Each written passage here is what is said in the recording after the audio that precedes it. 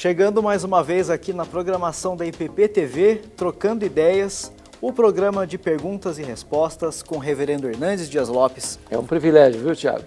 E com você que está em casa, que ajuda a fazer esse programa. Mande sua pergunta para cá e o reverendo Hernandes vai atender sua questão, tá bom?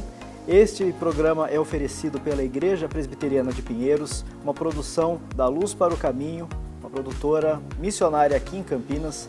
Nós temos aqui na nossa equipe hoje, eu quero citar os nossos amigos aqui, nós temos o Daniel, o Felipe, a Jússi das mídias sociais, temos o nosso cinegrafista, repórter cinematográfico, vamos pontuar aqui, o Sérgio Cardoso, a Sabrina que está tranquila, o Wagner Brianês está de férias, deve estar na praia, mas a gente tem hoje com a gente o Wagner Werneck. É desse jeito. Essa é parte da nossa equipe.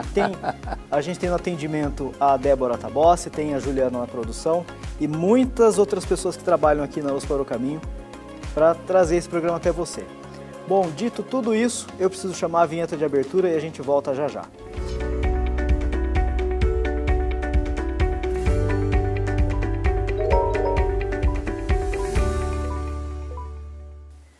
Este é o Trocando Ideias número 269. Já foram tantos programas, né, pastor? Coisa boa, né? E sempre chegando perguntas novas. Novos insights. É isso. Tá preparado? Vamos lá. Então a gente vai começar aqui atendendo, deixa eu ver, o Luiz Rezende. Eu me chamo Luiz Fernando Rezende, sou de Diadema, em São Paulo. Acompanho sempre o Trocando Ideias e ele tem me edificado muito, esclarecendo muitas dúvidas. E a minha pergunta hoje é: pastor, qual é a sua visão, o que a Bíblia diz sobre cristãos que participam de festas mundanas, como, por exemplo, as festas juninas? Eu lidero os jovens, juntamente com a minha esposa, e é sempre bom ter esses fatos esclarecidos. Um abraço a todos. Obrigado, Luiz. Olha, esse é um outro assunto polêmico, onde não há consenso e unanimidade. Eu vou expor aqui meu pensamento. Paulo diz assim: todas as coisas me são lícitas, mas nem todas me convêm. O grande aspecto de algumas festas, sobretudo, como ele disse, algumas festas pagãs, e ele menciona aí uma festa religiosa, chamada festa junina, é a questão da associação, né? Hoje nós poderíamos talvez pegar como base bíblica o que aconteceu em Corinto.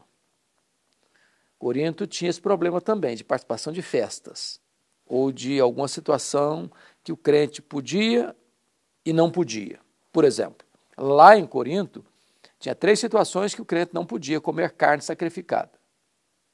Ele não podia ir no templo do ídolo, ele não podia ir no mercado e o açougueiro falou: olha, essa carne foi sacrificada, ele não devia comer, não devia comprar. Ou se fosse na casa do vizinho, para um jantar, a convite, e o vizinho dissesse: olha, essa carne foi sacrificada ao ídolo, ele não deve comer, por causa da associação. Então, eu creio que quando uma festa é explicitamente vinculada a um aspecto religioso, que não tem amparo nas Escrituras, eu, como cristão, deveria me abster. Essa foi a minha prática ao longo da minha jornada. Por exemplo, a questão maior é até na escola, porque as escolas promovem esse tipo de festa. Então, na nossa época, quando a escola promovia uma festa junina, a escola já sabia a nossa posição. Naquele dia não tinha aula, só tinha festa, nós fazíamos uma programação alternativa com os nossos filhos. Explicávamos para eles. E naquele dia, para eles não terem a frustração: mas lá está tendo festa e nós não vamos ficar em casa, nós saímos com eles para uma outra atividade lúdica, que eles pudessem desfrutar de um tempo agradável. Por quê? Porque entendemos que a participação significa você estar subscrevendo, estou apoiando, estou concordando, acho que não tem nenhum problema. E essas associações com aspectos não só culturais, mas religiosos, podem trazer, no mínimo, constrangimento para outras pessoas cristãs. E a Bíblia diz que eu, como cristão, não posso ferir a consciência do meu irmão com a minha liberdade. Ainda que eu acho que para mim não tem problema nenhum, mas se eu estou ferindo a consciência do meu irmão, eu estou agindo errado com ele, porque eu não tenho esse direito. É assim que eu entendo este assunto.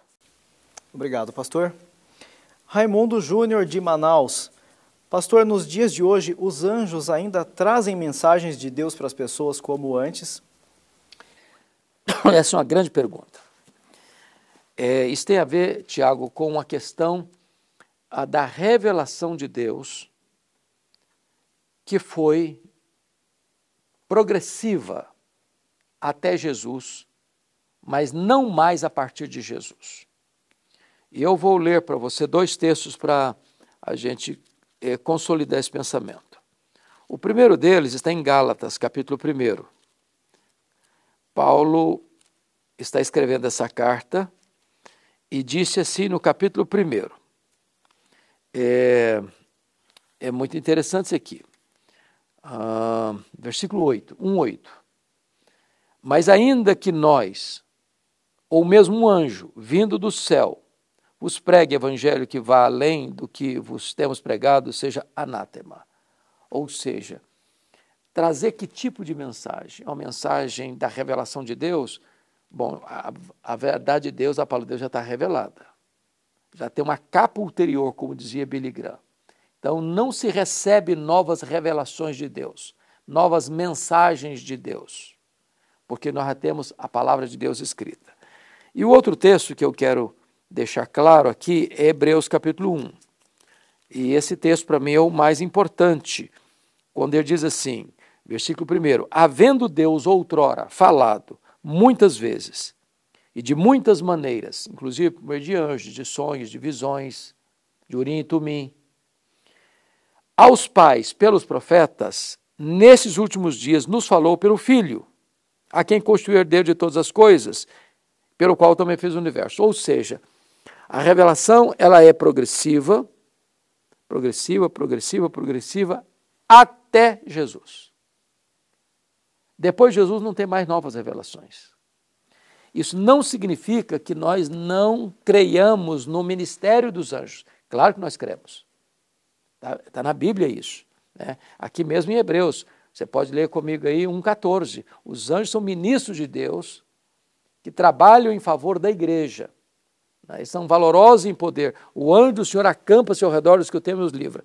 Então os anjos estão aí. Você não os vê, mas eles estão ao nosso redor, nos protegendo, nos livrando de quantos perigos nós já fomos poupados pela ação dos anjos de Deus. Agora, trazendo nova revelação, não.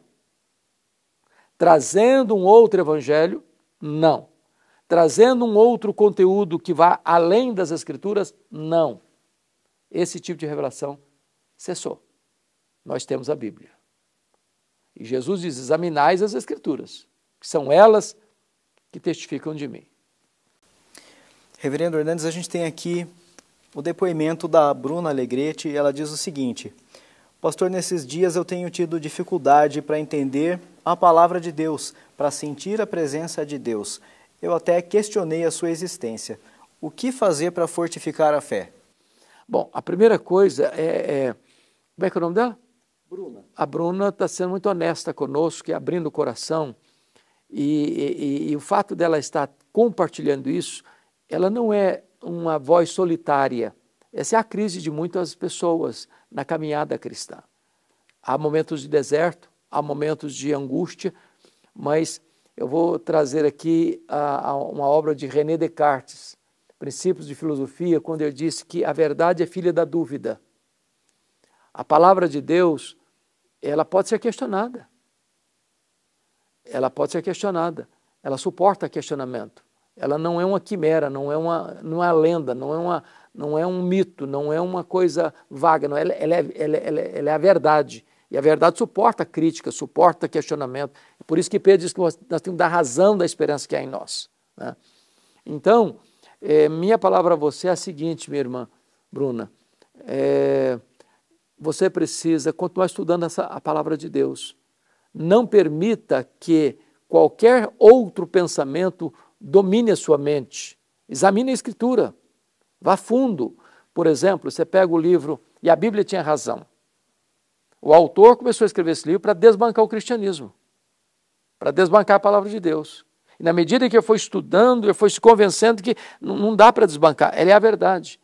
Se você pega Ben-Hur, que tornou-se um dos filmes mais famosos do mundo, o autor de Ben-Hur começou a escrever aquele livro para desbancar a fé cristã. E ele termina a vida, as pesquisas dele se dobrando, se ajoelhando no seu quarto, se rendendo ao Senhor.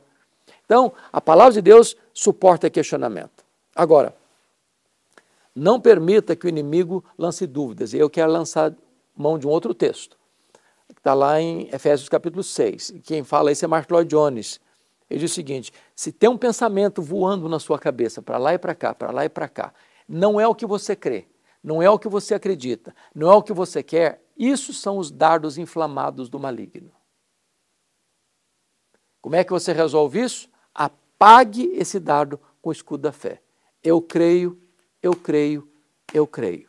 A Bíblia é a palavra de Deus, digna de inteira aceitação.